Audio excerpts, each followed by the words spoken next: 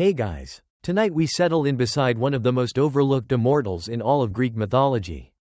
No, there are no heroic sword fights, no dramatic transformations into animals, and not a single thunderbolt in sight. Just the warm, flickering glow of a fire that never quite goes out. You sit near it now, knees hugged loosely to your chest. The stone beneath you warm from centuries of tending. The air smells faintly of smoke, olive oil, and whatever someone left simmering in the pot for dinner. There's a hush to this place, a comfort. Meanwhile, Mount Olympus? A total circus. You probably won't survive the sheer drama level up there, if Hera isn't accusing Zeus of another godly affair. Then Ares is trying to duel someone over a spilled goblet of wine. But Hestia? Hestia tends the flame. So, before you get comfortable, take a moment to like the video and subscribe, but only if you genuinely enjoy what I do here. And let me know where you're listening from and what time it is. I always love seeing just how far and wide this sleepy little hearth has spread. Now, dim the lights, maybe turn on a fan for that soft background hum, and let's ease into tonight's journey together. You begin on Olympus, but not in the grand halls. You take a quieter stairway down, past the thrones of pompous deities, into a lesser chamber, more like a kitchen annex than a temple. This is where Hestia is. She doesn't have a crown. Her robe isn't sheer gold or peacock feathered like some of the others. No doves, no snakes, just a ladle, and that ever-present fire. That hearth, glowing steadily in the center of the room, is more than decoration. In ancient Greece, fire wasn't just for warmth or cooking. It was the divine Wi-Fi, linking households, cities, and temples under the watchful eyes of one woman. You notice her expression. Hestia doesn't look tired. She looks still, while her siblings are busy plotting, seducing, warring, or judging mortals for sneezing too loudly. Hestia breathes, stirring stew, feeding logs into the flames, maintaining the gentle crackle that makes life feel, well, livable. Historians still argue whether Hestia was originally a Mycenaean deity absorbed into the Greek pantheon or a later invention to explain an already sacred tradition of fire. Either way, you're here now, watching her, listening. Occasionally, a thunderous crash echoes from the upper halls, probably Zeus knocking over his own goblet again, but Hestia doesn't flinch. Her power doesn't work like theirs. You won't find her wielding magic tridents or sprouting wings. No lightning, just heat, light, continuity. If you were a Greek citizen, you'd know this. No home was complete without a hearth, and no hearth burned without her blessing. From big cities to humble farmsteads, the first thing you did when founding a new place was bring fire from your old hearth, literally carrying Hestia with you to your new doorstep. It's like divine U-Haul, but make it eternal. You shift slightly, feel the warmth deepen in your bones. Your thoughts slow down. This isn't just a myth. It's infrastructure. It's what made ancient life possible. And here's the quirky bit. No wild myths exist where Hestia gets kidnapped or transforms into a swan to avoid seduction. She doesn't rage, revenge, or rebirth. She's the absence of all that. The goddess of staying, of enduring, of holding things down while everyone else flips tables. Which raises a modern question. If she were around today, would she work in IT support? Probably not, but you could definitely imagine her resetting the router, brewing a calm pot of tea, and making sure the office microwave was clean. Olympus forgets her sometimes. Scholars do too, but cities didn't. In fact, many temples across Greece had central fires that were never allowed to go out. Kind of like airport runway lights, except holy and somehow always smelling faintly of rosemary.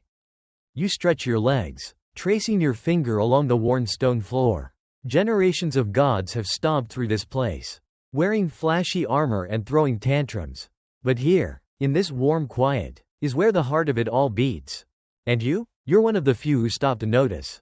Hestia catches your eye. She doesn't smile. She doesn't need to. Her presence alone feels like the answer to a question you didn't know you'd asked. Something like, what if we just stayed still? Outside, the wind howls on some distant peak. Someone's arguing over a golden apple again.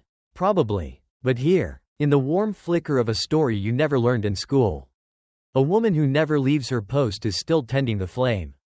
You don't notice it at first, but Hestia's been here longer than all of them. She's not just the quietest Olympian, she's the oldest. The firstborn of Cronus and Rhea. Which means, in the twisted family tree of Greek mythology. She's Zeus's big sister. Yep, that Zeus, the lightning guy, the player of the skies. She changed his diapers, probably while he was already plotting thunderbolt strategies. But don't expect baby pictures. Hestia's childhood was brief. In fact, it lasted roughly the time it takes to chew and swallow a large goatling. Cronus, their loving father, had this totally normal hobby of eating his kids the moment they were born. Why? Well, because someone told him one of them would overthrow him. Classic overreaction. Classic Cronus. So, in the blink of a divine eye, Hestia goes from squalling infant to digestive passenger. The myths don't dwell on it. But imagine being the first in line, watching your siblings arrive one by one. All swallowed in turn. You, Hestia, sit at the very bottom of your father's stomach like some kind of celestial older sister souffle. Waiting. There's a strange stillness inside a titan's belly. No light, no sound, except maybe the faint rumble of Mount Olympus echoing through digestive walls.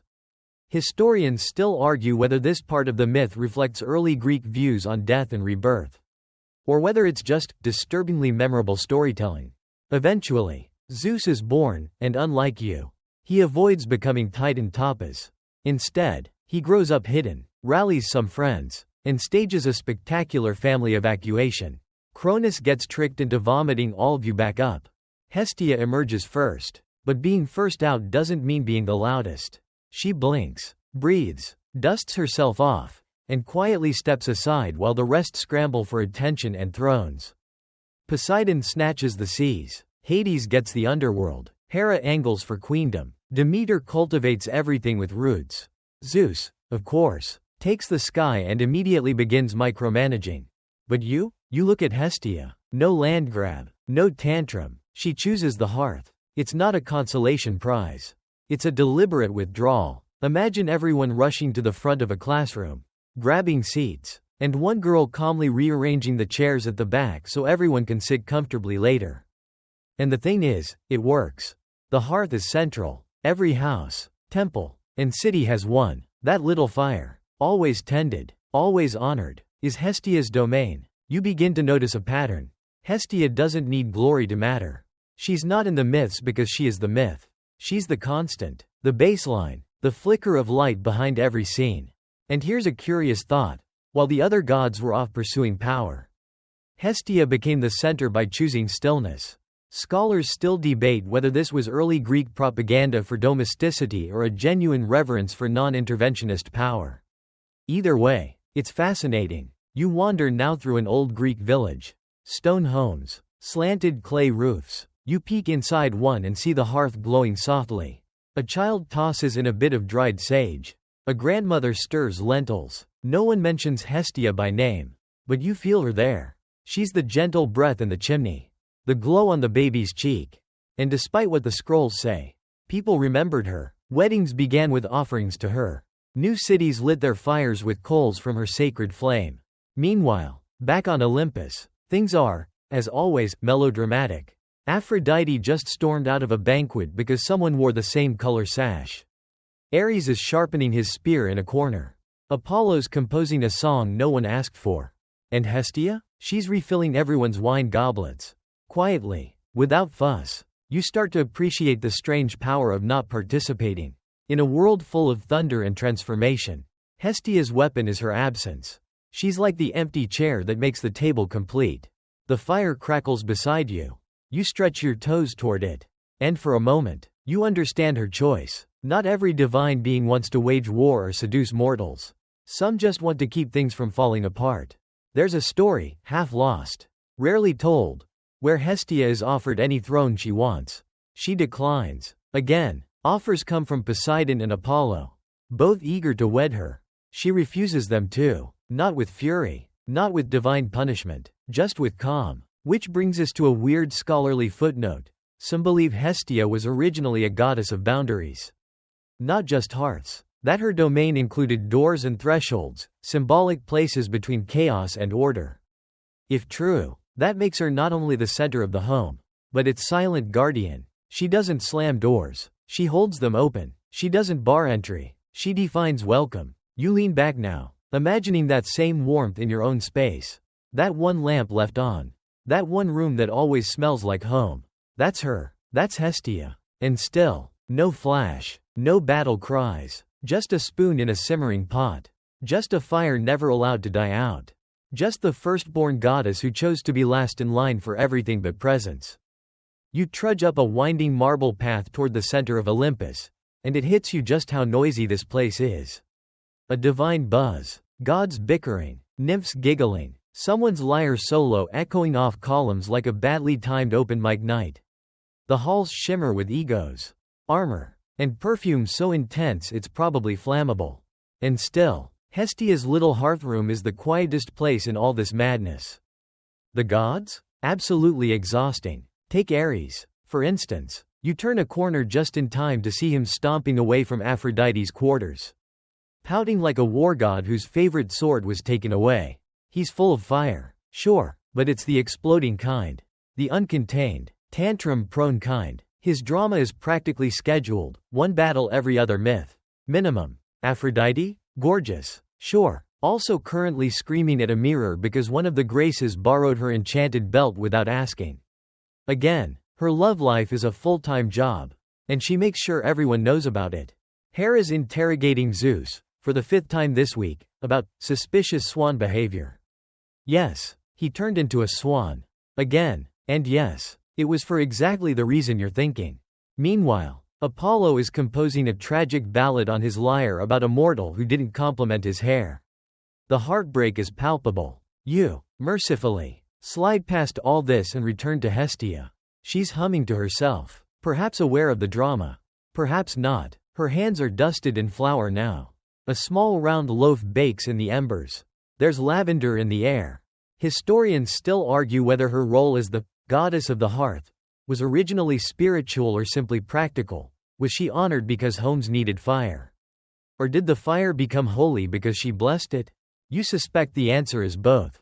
There's something magical about someone who shows up every day and just does their job.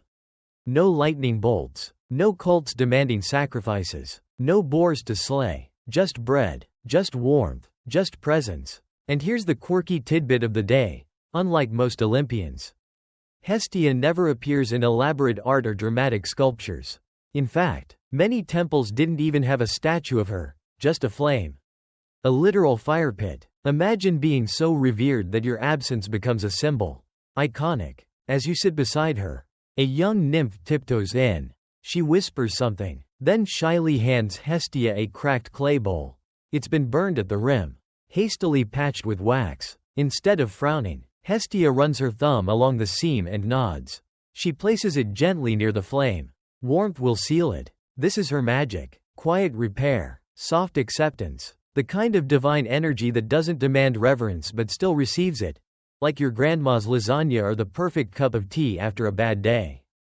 You overhear another argument in the distance, Athena this time, debating tactical ethics with Hermes. Words like moral obligation of owls and strategic sandal usage drift faintly through the air. It sounds intense. Hestia doesn't react. She adds another log to the fire. There's a slow realization setting in. She's not ignoring the chaos. She's absorbing it. All that fury and firepower from her siblings needs somewhere to land. And she's the only one strong enough to remain still when everyone else is exploding. You close your eyes. Let the soft heat wash over your skin. You start to feel it in your own life. The friend who always remembers your birthday. The barista who spells your name right and makes your drink before you even order. The parent who folds your hoodie and leaves it on your bed. They're Hestia. No chariot. No armor. Just an apron and a steadiness that could calm tempests. There's a scroll on the shelf beside her hearth. Faded ink. Soft edges. You peek over her shoulder as she gently unfurls it. It's a guest list. Weddings. Births. Temple inaugurations. All moments where she's honored first. Not because she asked. Because everyone just knows. If Hestia isn't present, the moment feels incomplete. And that's the funny part. You realize that despite all the divine drama, no offering begins until she's acknowledged. Even the flashiest gods wait their turn until she's been given her share. It's like starting a concert without tuning the instruments. Or lighting candles without a match. Her power is foundational. Scholars sometimes debate whether Hestia was gradually phased out of myths because she wasn't interesting enough. But maybe that's the point. She didn't need to be interesting. She was essential. You yawn, shoulders dropping as the fire beside you dims into a soft orange. Somewhere outside, Dionysus is probably dancing with satyrs and drinking things no mortal should legally consume. But you don't care. Here, it's warm, safe, the kind of safety that doesn't announce itself. And across from you, Hestia gently kneads dough. A flick of flour dusts the air. The silence isn't empty. It's sacred. You stay seated, legs crossed, the stone warm beneath you as Hestia scoops ash to one side of the hearth. She's making space to roast something small, a handful of chestnuts. Maybe, outside, the wind howls over Olympus, and you swear you hear Ares trying to duel a bronze statue. Again, but Hestia? She hums softly, like the sound of a lullaby you half remember from a dream. You tilt your head, because now the story takes a turn, not loud, but important. Two gods approached her once with offers of marriage. Two very eligible bachelors, by Olympian standards. And she turned them both down. First, Poseidon, god of the sea, wavy hair, mood swings as tidal as his domain, and definitely the type to show up with a giant fish as a first-day gift. Then Apollo, sun god, poetry buff, radiant in every sense of the word, and always one lyric away from declaring a tragic love story. But Hestia? She says no. Not angrily, not dramatically, just no, thank you. You sit there, surprised at how calmly she folded her hands and made that vow. A vow of eternal virginity. Not because she hated men. Not because she wanted power. But because she preferred solitude. Sanctuary. Peace. She wanted to belong to no one and be present for everyone. A flame in the center of every home. Not locked in any single one. And that's where it gets weird, in a delightful, classic mythology kind of way. Most of the Greek gods treat abstinence like a punishment. Or a story twist. Artemis, for example, swears off men and immediately has to start defending herself with arrows. Athena? Same deal. But for Hestia, the virginity isn't the point, it's the freedom. Historians still argue whether this vow was literal or symbolic. Was it chastity? Or was it a way of saying, I won't play the marriage game? Thank you very much. Either way, her decision kept her out of most myths. And ironically, that's what makes her so mythically powerful. You lean in, watching her calmly ladle soup into a chipped bowl. Her silence is eloquent. Her no is a full sentence. Here's the quirky detail. Because of her vow, Hestia became the only major Olympian goddess never involved in any romantic entanglements.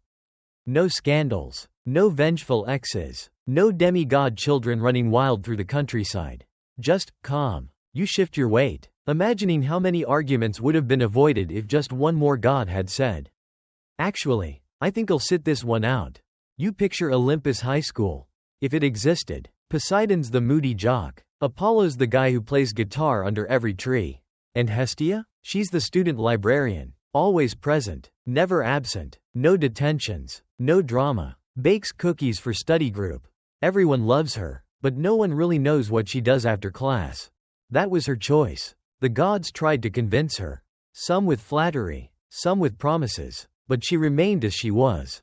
A hearth unclaimed, a goddess without alliances or attachments.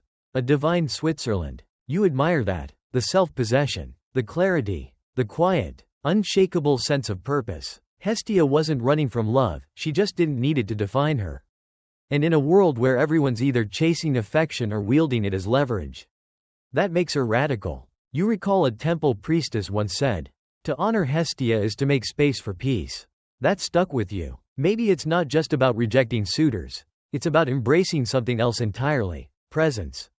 Intention. Serenity. She hands you a roasted chestnut. Warm. Slightly sweet. You didn't even realize you were hungry. The fire crackles softly. And you realize something else. While her brothers and sisters defined their domains by what they ruled, Hestia defined hers by what she supported. She wasn't queen of the hearth. She was the hearth. She wasn't goddess of solitude. She embodied it. And yet, she was never lonely. You watch the flames dance. You can almost see the reflections of other fires. All across Greece. In kitchens. In temples. In roadside shrines. Hestia isn't bound to one place. She's everywhere someone lights a fire and calls it home. That's the power of a vow. Not as restriction, but as grounding. And again, scholars circle back to the mystery. Was this a deliberate political message about the role of women in domestic life? Or was it a personal empowerment myth snuck quietly into the canon? Some argue Hestia was created by male poets as the ideal woman. Others say she subverted every ideal by simply refusing to play. Whatever the truth, you know this. When Apollo and Poseidon offered her their world, she smiled and tended the flame. And you? You're sitting beside her now. Grateful she said no. You shift your weight and glance around the hall again. 12 thrones gleam in a semicircle, each one polished. Ornate. Exaggerated. You could guess who sits in which without a guide. Zeus's is huge and stormy looking. Hera's has peacock feathers and just a little too much silver trim. Even Dionysus has a velvet-draped lounge chair that doubles as a wine bar. But Hestia? There's no throne. Instead, her seat is more of a cushion. Sometimes it's described as a plain bench near the hearth. Other times, it's nothing more than a mat on the floor. You glance at it, humble, quiet, and somehow, still the most welcoming seat in the whole place. It's strange, isn't it? One of the original Olympians, and she doesn't even get a proper throne. Historians still argue whether this was an intentional symbol of modesty or a later interpretation designed to fit her ultra-low drama mythos. But you get the feeling she chose it. Hestia never needed a gilded pedestal. She was the pedestal, the foundation that held up the room. While the others built kingdoms and demanded temples, she kept the fire lit so the temples would matter. You picture the early days of Olympus. Before the feasts, before the politics, just stone halls, wind howling outside, and Hestia lighting the first sacred flame in a cold chamber. Not because someone told her to, but because she knew someone had to. There's a phrase scratched faintly into a temple wall in Delphi, without the hearth. The house is only stone. You trace it in your mind. And here's a quirky little detail you'd miss if you blink. In some versions of the myth, Hestia actually gives up her throne for Dionysus, the party god, not because she was demoted, not because she was forced out. She offered it, to keep the peace. Imagine the family group chat. Zeus. Okay folks, we've got 12 seats and 13 gods. Any volunteers to step down? Ares. Not me. Bro. Hera. Don't even ask. Apollo. Technically, I'm the sun. So, I am the seat. Hestia. It's fine. I'll sit by the fire. And she meant it. That's what makes her terrifying. In the best possible way. She didn't need a title to be respected. She didn't need a throne to rule. She knew her value and didn't need it stamped in gold. You peek into one of the hearths lining the back of the hall. The flames flicker softly, reflecting in the polished floor. And though no one says it aloud, you can tell the others feel it too. Hestia's presence settles the room. There's a famous ritual from ancient Greece where new colonists would take a flame from the city's public hearth to light their new homes abroad. Not just any fire, Hestia's fire. It was sacred, passed like a blessing across oceans. You imagine that voyage.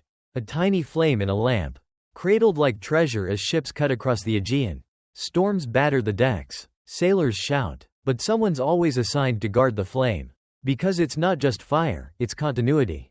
Civilization in a jar. Back in Olympus, the banquet begins. Goblets clink, harps play. Dionysus conjures floating grapes because of course he does. And there, by the fire, Hestia stirs a small pot of barley stew. She ladles some into a bowl and passes it to Hermes, who's just flown in and is halfway between exhausted and overcaffeinated. He takes it gratefully. You notice the way everyone drifts near her eventually. They don't say much. They just come by, rest a bit, warm their hands, like she's the reset button for overstimulated gods. You sit closer. The cushion's not fancy, but it's comfortable. It smells like cedar and something faintly sweet, maybe thyme or dried figs. And even though she has no throne, everyone knows, without Hestia, none of this works. Scholars sometimes debate whether she represents the ideal female domestic role or a broader idea of sacred neutrality. But here's the thing. No one else could have held that space. Only Hestia could make being background into divine essence. It's hard to write poems about someone who just sits quietly and keeps everything from collapsing. But the Greeks managed. They called her the first and last. honored at the beginning and end of every sacrificial ritual. Always first, always last, never forgotten. You hear the others laughing now. Wine-soaked and brilliant, telling tales of monsters and miracles. But you stay here, at the edge, at the center. Hestia lifts her eyes and gives you the smallest nod. It says, "This is enough." And you believe her. You wake slowly, still near the fire. The hall's quieter now, only the low rumble of godly gossip in the distance. Hestia's still at it, adding a pinch of something to the embers, adjusting the logs so they don't smoke too much, gently patting the hearth like it's a pet that needs soothing. You stretch, yawn, and trail her as she leaves Olympus behind. No grand chariot, no musical send-off, just a wool shawl and a small, hooded lantern lit with sacred flame. Because Hestia isn't just in Olympus. She's in everywhere. You follow her through a craggy pass leading to a humble temple nestled into the hillside. No columns, no marble lions, just a clay altar and a hearth that's never allowed to go out. She steps inside, kneels by the fire, and places the lantern flame onto the altar. The embers flare, catch, and breathe like a living thing. Welcome to Logistics, Ancient Greek edition. Hestia's job doesn't end with Olympus. She's in every town, every city, every kitchen fire and festival torch. Temples had priests, sure, but they also had her. The eternal flame wasn't just a symbol, it was infrastructure. It had to be kept alive. And guess who made sure that happened? In Athens, the Prytaneon, a public building, kind of like a city hall crossed with a really earnest campfire circle, kept a fire burning at all times. That was Hestia's domain. No flame, no contracts, no oaths, no community feasts. You follow her into one of those halls now. It's bustling, scrolls being carried, people arguing over olives, but in the center is the fire. Always the fire. And someone tending it, calm, steady, anonymous. Hestia doesn't stop long, just enough to check the glow. Maybe whisper something only fire understands. Then she's off again. Historians still argue whether these temple flames were ever truly uninterrupted, or just symbolically maintained. Some say they were doused and relit during festivals. Others claim they burned through plagues, wars, even bad funding years. But the idea of unbroken flame? That stuck. You walk with her to another town. A wedding is happening. It's loud, bright, and, frankly, getting a little messy. But before the vows, before the dance, before Uncle Stavros knocks over another amphora of wine, there's one moment of silence. A small offering is made to Hestia. First, she's the gateway, the beginning. Here's a fringe little tidbit for your mental keepsake box. In some rural villages, when a daughter married and moved out, her family gave her a glowing coal from their hearth. She carried it to her new home, and it lit the first fire in her married life. Literal generational warmth. You imagine the journey, carrying a single ember in a clay jar down winding paths, across rivers, past barking dogs and gossiping elders, until you reach your new doorstep. Then, with careful hands, you light a new hearth. And Hestia, ever silent, is there. She doesn't need temples the size of colosseums. She is the temple, the moment where something flickers on and says, yes, this is home now. And she's not just in homes. She's at the foundation of every polis. Before a city builds its walls, its statues, its military training grounds, it builds a hearth, one that connects back, somehow, ritually or literally, to the mother city's fire. It's like a divine router, connecting all of Greece through Wi-Fi made of flame. You trail her through a dozen such places. Corinth, Thebes, Delphi. Sometimes there's a crowd, sometimes just one person, but always a fire, always a gentle touch. She never announces herself, never stops for praise. You begin to wonder, does she even know how revered she is? You pass a boy playing with a stick in the dust outside a hut. His grandmother calls him in, and inside, the pot boils over, steam curls into the air, and there she is again, Hestia, guiding a wooden spoon, whispering to the bubbling water to calm down. Back in the present, if you've ever stared at a campfire and felt like time stopped, just for a minute, that's her.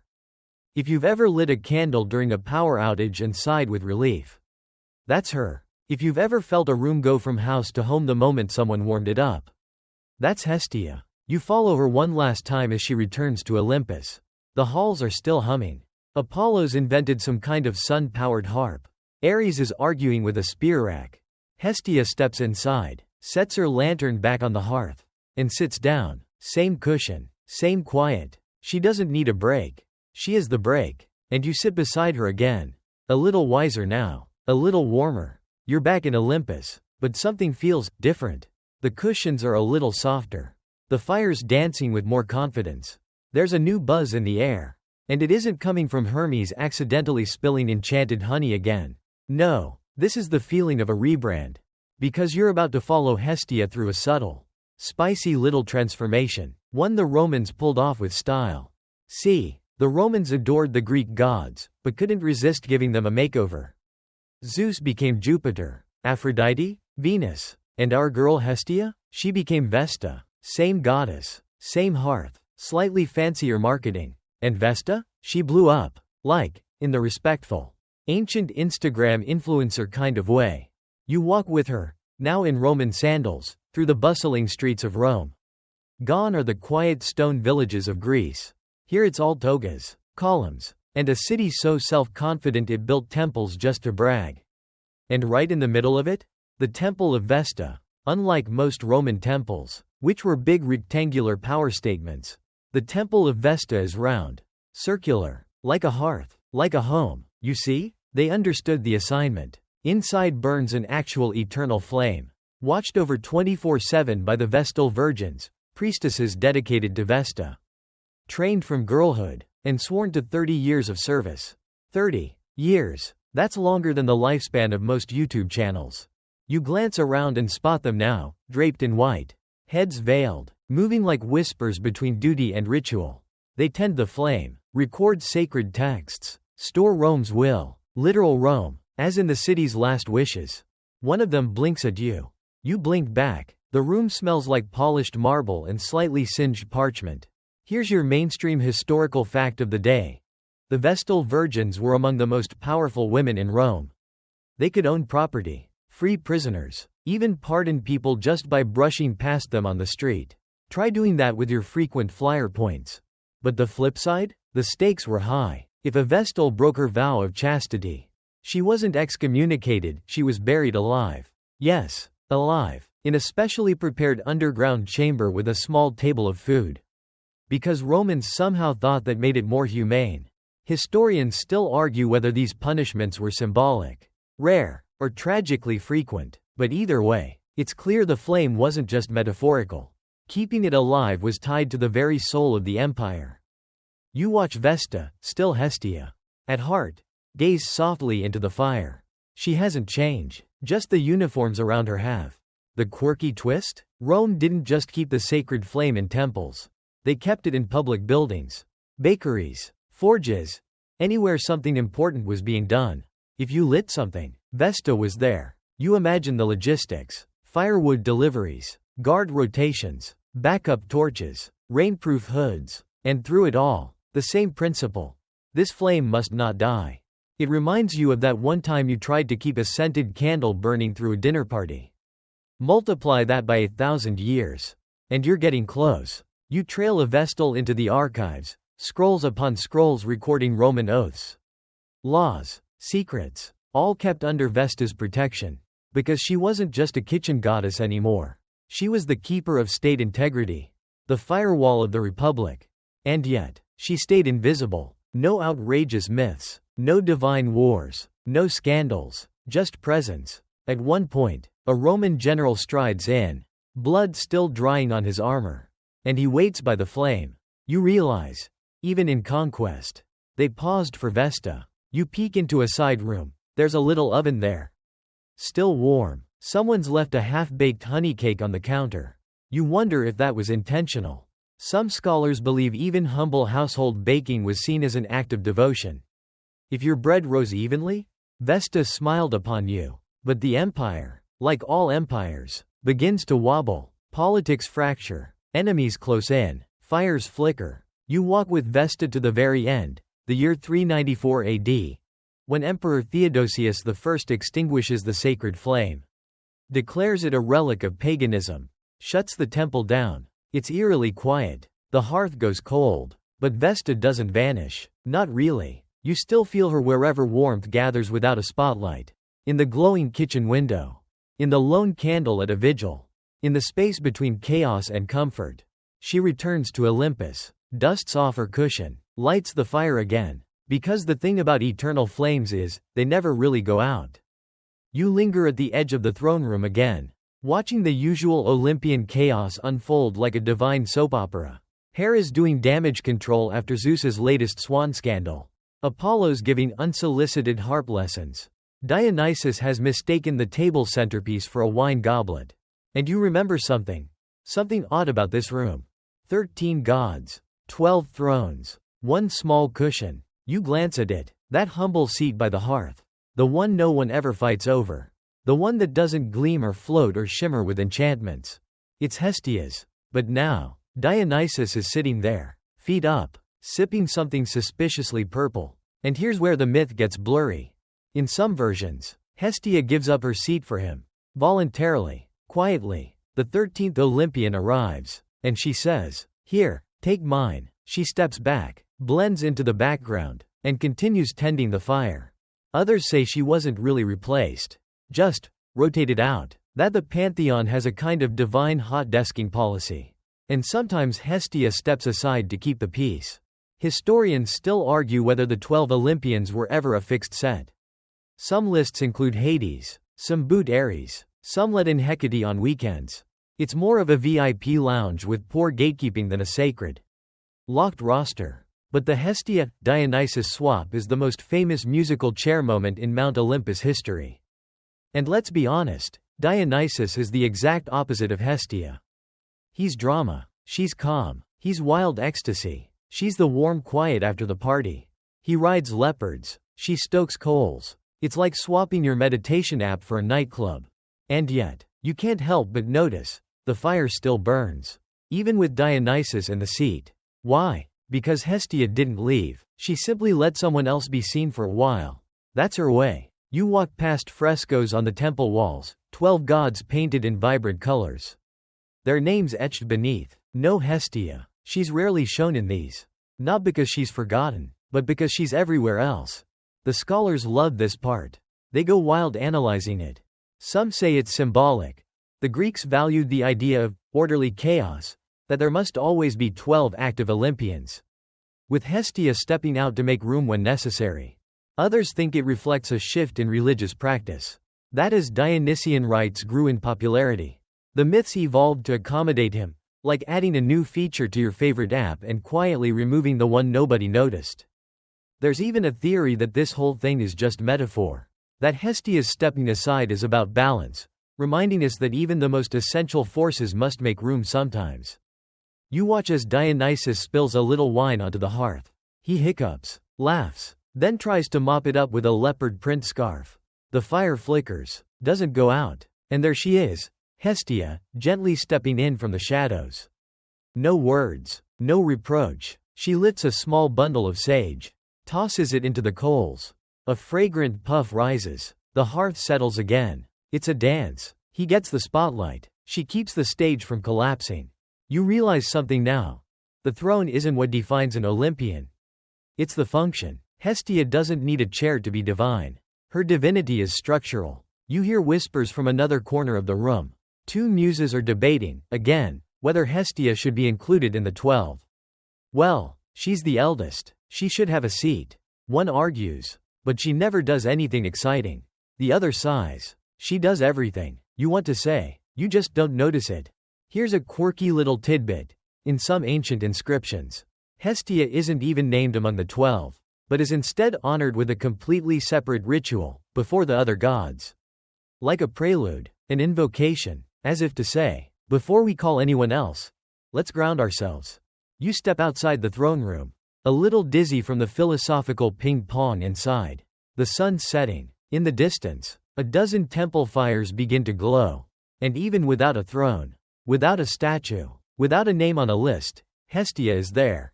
Everywhere the fire burns, she's home. And you? You're starting to understand. She was never truly one of 12. She was always one with all. You wander back to the hearth like it's magnetic, drawn not by drama or spectacle, but by the slow, steady rhythm of Hestia's presence. She's slicing herbs now, parsley. Maybe thyme, nothing flashy. Just something to stir into the soup pot simmering by the flame. There's something almost rebellious about it. In a palace where gods spend millennia hurling mountains, seducing mortals, and inventing musical instruments out of turtle shells, she just cooks. And that's her day. That's most of her days. While the others host epic feasts and throw lightning bolts for fun. You follow Hestia through the soft tempo of a routine.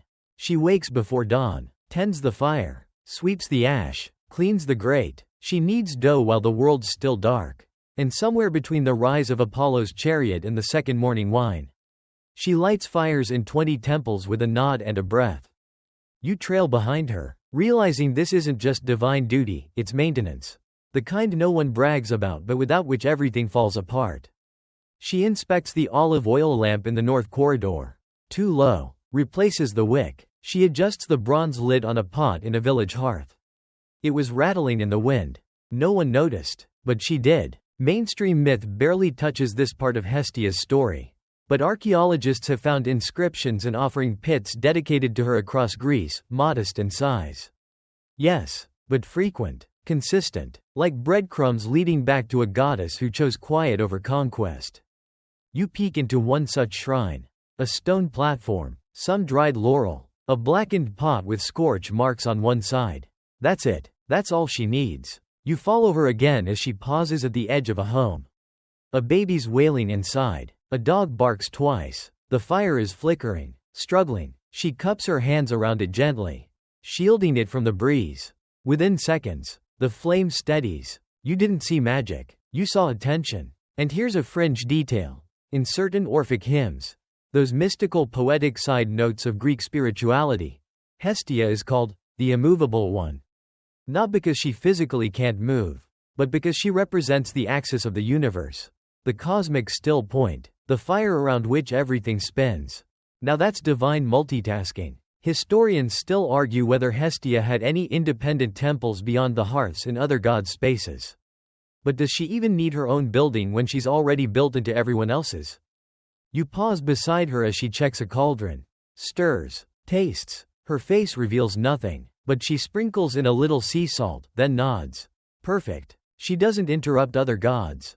She calibrates them. If Hermes is too frantic, she's the grounding wire. If Ares is too aggressive, she's the low flame that burns slow instead of hot. She's the system reboot, the reset to factory settings. And you realize, she hears everything. All day, all night. Mortals praying under their breath. Priests fumbling their lines. Children whispering secrets to the fire when they think no one is listening. She hears it all. And she never interrupts. She listens. That's her job. And it's not passive. Listening is a full-time divine occupation. Not flashy, but critical. You trail her through dusk now. The sun's dipping behind Mount Olympus. The air smells of char and rosemary. The gods are returning to their corners. A little tipsy. A little tired. Someone's laughing too loud. Someone's lost their sandals again. Hestia doesn't roll her eyes. She checks the embers. They're low. Perfect timing. She stokes them gently. Adds a pine log. The room fills with a warm resinous crackle. And you notice. The space changes. Everything settles. No speeches. No declarations. Just a presence. The kind that makes you exhale without knowing you were holding your breath. Here's something odd but beautiful. In some rural parts of Greece. To this day, people still say a tiny prayer when lighting their stove or hearth. Not a big one. Just a word or two. Like muscle memory from myth. You close your eyes. The fire's glow is soft on your lids. You feel your own breathing. It's slower. Your thoughts are quieter. And somewhere beside you, Hestia leans forward. Just a little. The flame rises. You didn't notice her do anything. But everything changed. You're on a battlefield now, but not the bloody, shouty kind with spears and horses. No, this one's much quieter. It's a kitchen. You're surrounded by pots and pans. Bundles of herbs tied with twine. And a faint scorch mark on a stone counter from someone's experimental lentil roast. The enemy? A burnt stew. An under-seasoned broth. A fire that's gone out right before the bread finished baking. And who's here to save the day? Hestia. Because while other gods are off slaying serpents or sabotaging each other's lovers, Hestia is here to make sure dinner doesn't turn into a minor domestic tragedy. You grin to yourself. The contrast is almost comical. Imagine the Hydra stomping into your courtyard and finding Hestia calmly removing a casserole from the coals. No panic. No divine laser beams. Just an apron and a wooden spoon. And that's the thing. Hestia's enemies are never monstrous in the traditional sense. She doesn't fight titans or tricksters. Her foes are subtler: cold, neglect, forgetfulness, chaos in the pantry. You light a fire in the corner of the kitchen. It catches slowly, then settles into a pleasant glow. Hestia kneels beside it, her expression unreadable, but her movements are practiced, centuries of repetition turning fire tending into art. The others may have their monsters, but she has her own epic battles. Have you ever tried to light a damp log in the rain? That's a quest. Have you tried cooking for 12 eternally picky gods who all believe they invented olive oil? That's warfare. And have you tried maintaining order in a shared kitchen? That's divine. Here's your mainstream historical nugget. During ancient sacrifices, offerings to Hestia always came first, even before Zeus. A handful of grain tossed into the flame. A splash of wine. A prayer so brief and old. It barely had words. It was like opening credits to the entire ritual. Without Hestia, nothing started. You peer around the room again and spot a little boy sneaking in. His tunic's too big, his face smudged with ash. He tiptoes toward the fire, clutching a tiny clay figure. It's misshapen, maybe a crude lion, maybe a blob. He kneels, places it at the edge of the hearth. You glance at Hestia. She doesn't laugh. She doesn't judge. She leans forward, touches the edge of the figure, and with a puff of breath, warms it. Blessed, accepted. It's moments like this that remind you, her power isn't theatrical. It's transformational. She doesn't need a chariot or a thunderclap. Just a moment, just a flame. And that's the quirky detail. In many parts of Greece, fire itself wasn't just sacred, it was sentient. People believed it, knew when it was being watched, tended, honored. And that knowledge? That was Hestia, watching back. You step outside now. The kitchen door swinging gently in the breeze. A storm's coming. You can smell it in the air. Most of the gods are in their towers, casting protective spells or arguing about rain quotas. But Hestia? She's walking to each home in the village, checking every fire. One hearth has gone out. You see her pause. She kneels, strikes flint, coaxes the flame with breath and a bundle of dry straw. She doesn't conjure it. She earns it. You're impressed. Because here's what no myth ever tells you. Keeping a fire going takes work. You have to watch it, feed it, trust it not to misbehave. You have to be patient when it sulks, cautious when it rages. You have to know when to stir and when to leave it alone. It's a relationship, not a tool. And Hestia? She's fluent in that language. Scholars sometimes speculate that her cult was more domestic than divine, that maybe her worship was just daily life. Elevated. But that's what makes it powerful. She wasn't some distant, abstract force. She was right there, next to the soup pot and the bread oven, and the half-spun wool. She was life. The storm finally breaks. Rain lashes the rooftops. Wind howls between the columns. A torch goes out. 2, then 5. But the hearths? They stay lit. Because Hestia was there. And you? You're by the fire again. Blanket draped around your shoulders. A mug of something warm in your hands. It's not ambrosia. It's not nectar. It's better. It's quiet. The kind of quiet that doesn't feel like absence, but presence. The kind of quiet that says, you're safe now. You've gotten used to it now. The flicker of flame. The soft glow of embers. The steady presence of Hestia at the center of everything. You could almost forget how much meaning is packed into that simple image. But tonight, you decide to look a little closer. Because if there's one thing Greek mythology loves, it's symbols, and Hestia's got more than her fair share. You take a slow stroll around her space, letting your eyes linger on the objects. Nothing grand, but each one humming with quiet resonance. First, there's the fire itself, obviously, but it's not just warmth. It's the symbol of transformation, of purification, of continuity. Every log placed in that hearth is a statement. We are still here. Every flickering flame says, this is still sacred. You reach for a cup nearby, round, clay, unadorned. Hestia's symbol isn't a scepter or a thunderbolt. It's the circle, the shape of completeness. No beginning, no end, just like her. You trace it with your finger and feel a little surprised that something so small can feel so whole. In her hand is often a veil.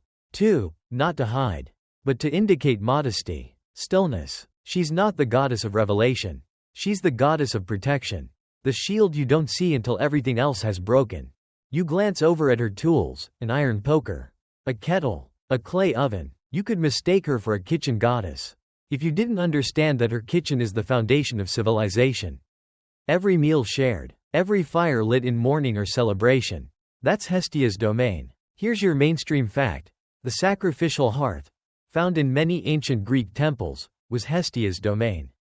Offerings were cast directly into the fire, not laid out on altars. She didn't want display. She wanted heat, smoke, transmutation. You offered her something real, and she turned it into something sacred. Now for the quirky detail. She's also associated with keys. Yep, little bronze ones. Why? Because she guards the home. Literally, symbolically, spiritually. In some households, keys were placed near the hearth as a sign of her protection. She was the lock, the threshold, and the promise that what's inside stays safe. You glance over at her now. She's tying up a bundle of herbs, sage, perhaps, with a thin red string. In myth, she rarely speaks, but the things she touches speak for her. There's no sword in her symbols, no crown, no animal mascot, just the things you'd find in your grandmother's kitchen.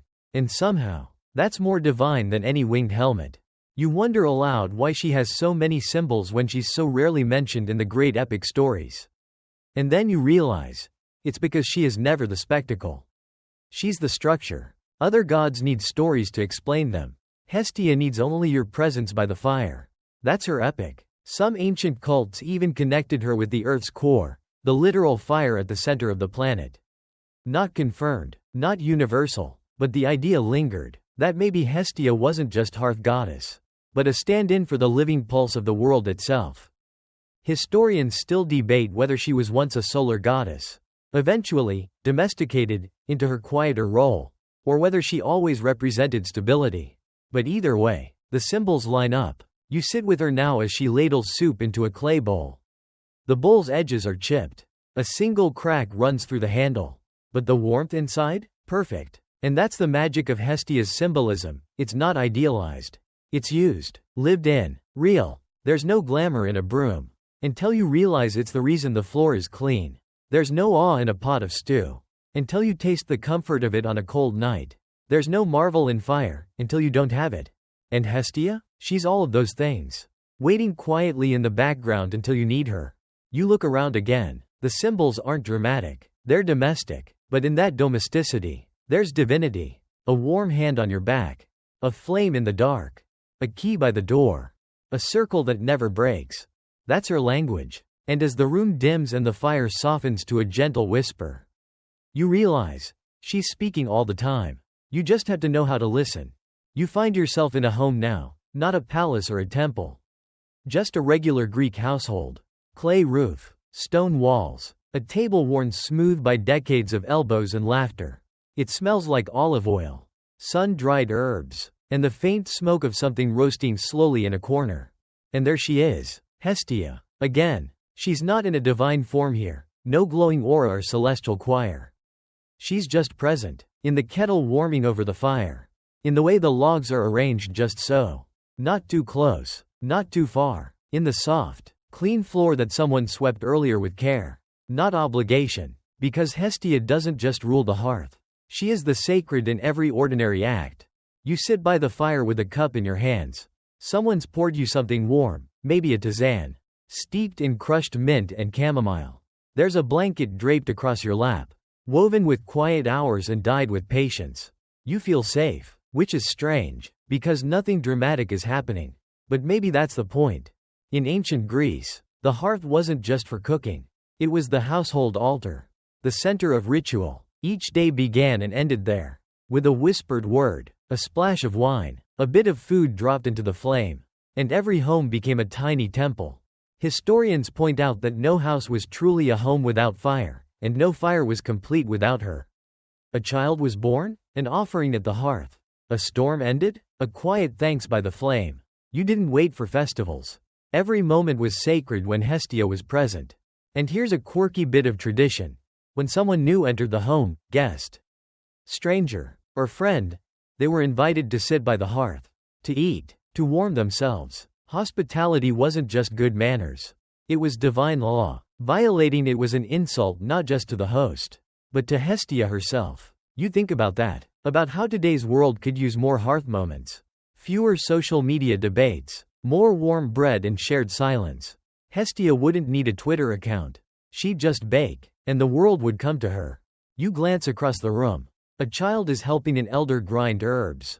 There's flour on both their noses. Laughter echoes like birdsong. No one calls it a ritual. But you know it is.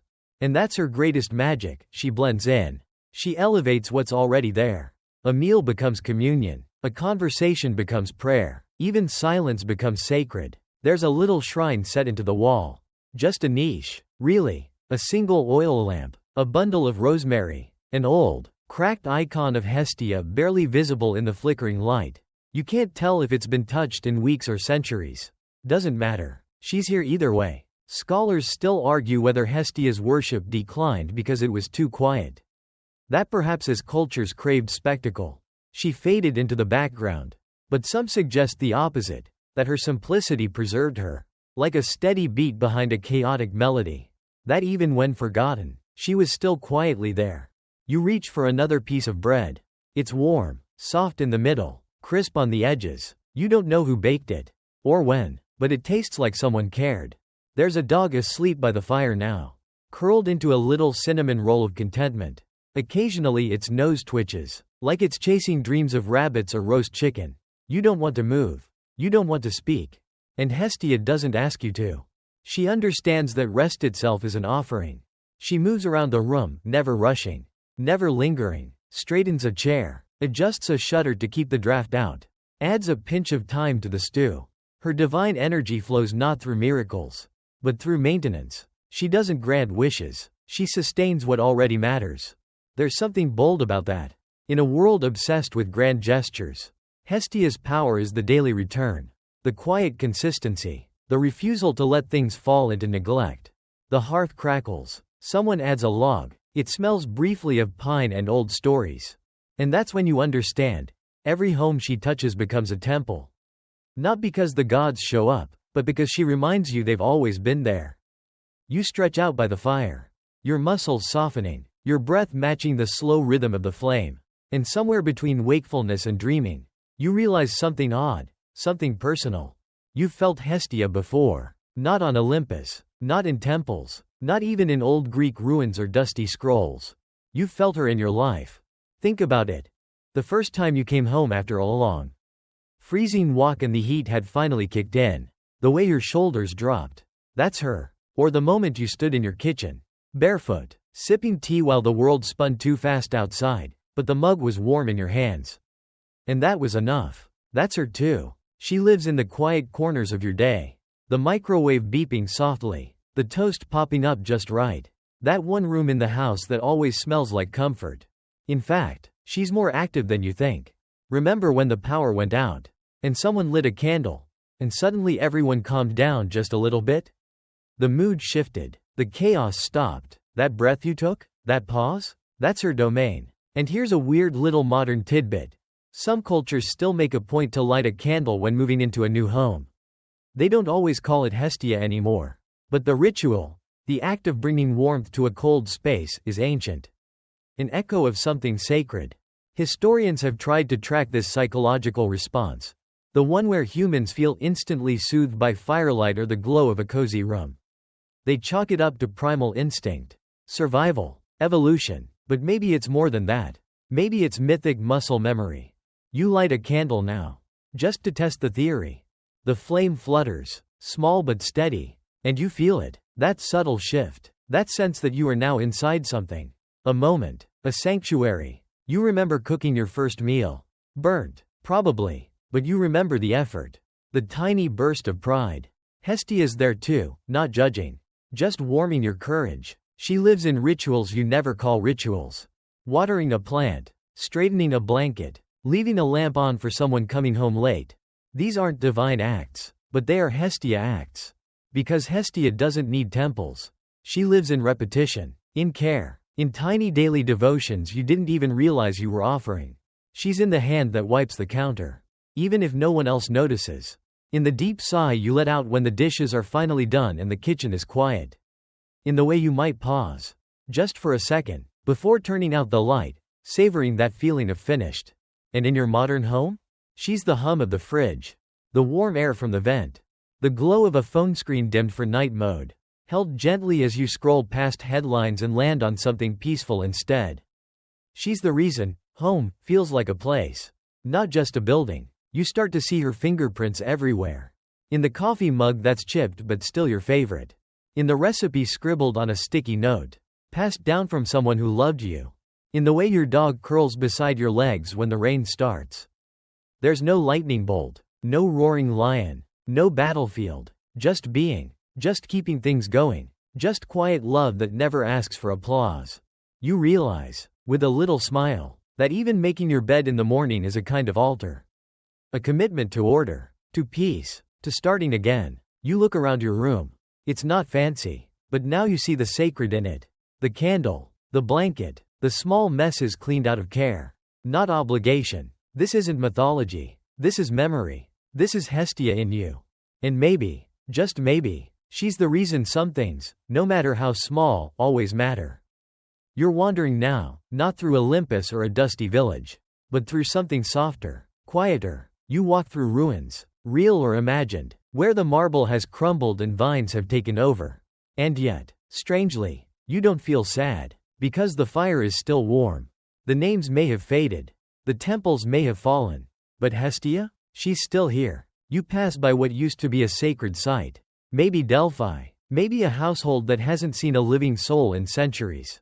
It doesn't matter. There's still a soot-stained stone where a hearth once sat.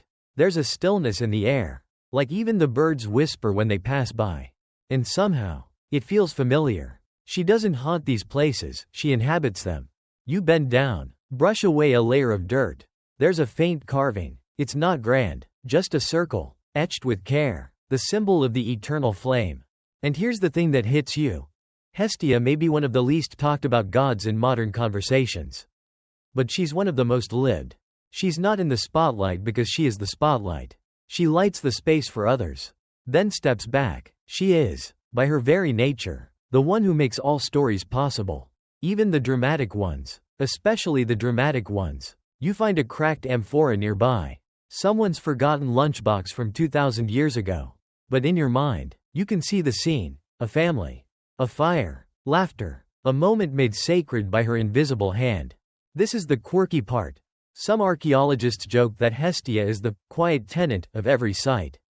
No grand statues, no massive shrines, just consistent traces, ash pits, hearth platforms, soot stains on the ceiling. She doesn't scream from the past. She whispers, and we're finally learning how to listen. Scholars still argue whether she was ever truly worshipped, the same way as Zeus or Athena. No epic poems, no grand myths. No flashy origin stories after the whole, swallowed and re-emerged, bit. But maybe that's because she wasn't meant to be worshipped in spectacle. She was meant to be lived in silence. You walk farther now, into a modern museum, air-conditioned, well-lit, quiet footfalls on clean tile. There's a display of ancient Greek household items.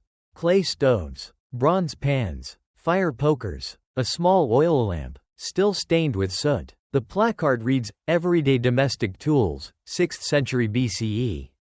You grin, because you know better. That's her altar. You picture someone lighting that lamp with shaking hands, hoping for safe childbirth, or a teenager waiting for their father to come home from war. Staring at that fire like it might offer answers. And you realize, as you keep walking, Hestia doesn't need to be remembered. She's already here. In modern kitchens, in camping lanterns, in fireplaces that people gather around during the holidays.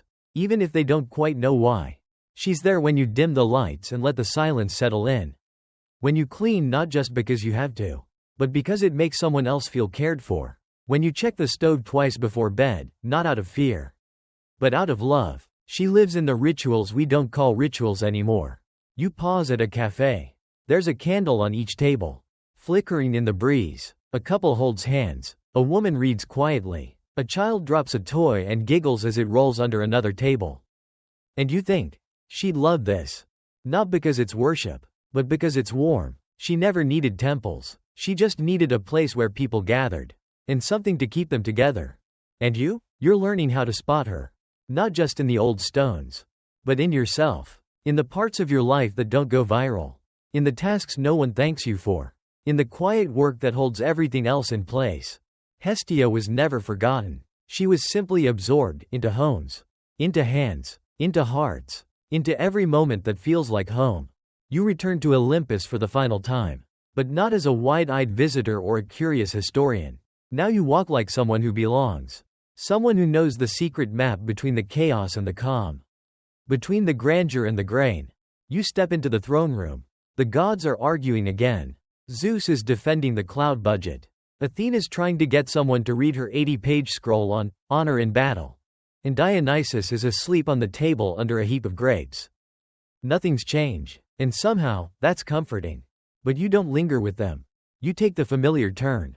Past the marble columns. Past the tapestry of wars and weddings and divine disasters. Until you reach that simple room. The hearth. Still burning. Still warm. And there she is. Hestia. Sitting. Stirring. Quiet as ever. You take your seat beside her without speaking. You don't have to. There's no ceremony here. No special handshake. Just the understanding that you are welcome. The pot bubbles gently. The air is thick with rosemary and something slow cooked. The fire is a soft golden color. Like the light that comes through curtains just after sunrise. You think back through everything you've seen. The swallowed childhood. The soft refusals. The temple flames. The circle-shaped symbols. The kitchens. The ruins. The museums. The homes. Every single place she touched without demanding attention. And it hits you now. Hers is the only myth that doesn't end. There's no final battle. No fall from grace. No tragic love story or heroic death. Just continuity. A flame that never says goodbye. That's the power. That's the brilliance. She's the goddess of what remains. Historians still scratch their heads over why she was never given more dramatic tales. But maybe that's because she was never gone long enough to need rescuing. She's the thread through the tapestry. The pause between verses. The breath that makes the song possible. And now, the quirky detail to carry with you into your own nights, in some traditions. Hestia was invoked not with speech, but with silence. A moment of stillness before meals. A quiet inhale before prayer. A gap, respected, not filled. You look into the fire and see not flames, but moments. Your mother folding towels in a room still warm from the dryer. Your grandfather stirring soup with a kind of reverence. Like each turn mattered. A friend waiting by the window. Porch light on, just to make sure you got home safe. All Hestia. You stretch your legs, feeling your limbs relax, your thoughts slow. The world doesn't need saving tonight. It needs sustaining. There's no final moral, no epic finale. Just this room, this warmth, this steady, glowing heart that pulses through myth and memory. Hestia looks at you, not with glowing eyes or mysterious wisdom, but with a look that says, "You've always known this." And you have. Because even now, as your eyelids grow heavier, as the fire softens into a quiet rhythm, you know that when everything else falls away, ambition, noise, stories, it is this stillness that endures. It always has. It always will. The room dims now. The fire lowers itself into embers. Still glowing, still alive, but in no hurry. You feel its warmth linger in the air like a soft exhale. You lean back, letting the stone behind you carry your weight. Hestia doesn't speak. She doesn't need to. Her silence is a lullaby older than language. The gods outside the chamber are still arguing somewhere. But their voices are muffled. Distant. Like thunder too far away to matter. All you hear now is the quiet pop of a log settling. And the hush of your own breathing. You don't need to remember every detail of her story. You've already absorbed it. In the slow stretch of your limbs. In the sense of ease growing behind your eyes. In the feeling that you are, finally, allowed to stop. The circle of flame flickers in the corner of your mind. Not asking anything of you. Just waiting, holding space. Let your shoulders drop. Let the room fade. Let the warmth wrap around your thoughts like a well-loved quilt. There is nothing more to do. No riddles to solve. No monsters to fight. You are home now. Not in a house. Not in a palace. But in a moment, a hush, a flicker of light, and at the center of it all, still tending the coals, still watching over you, is the one who never left. Hestia. The hearth. The still point. The end, without ending.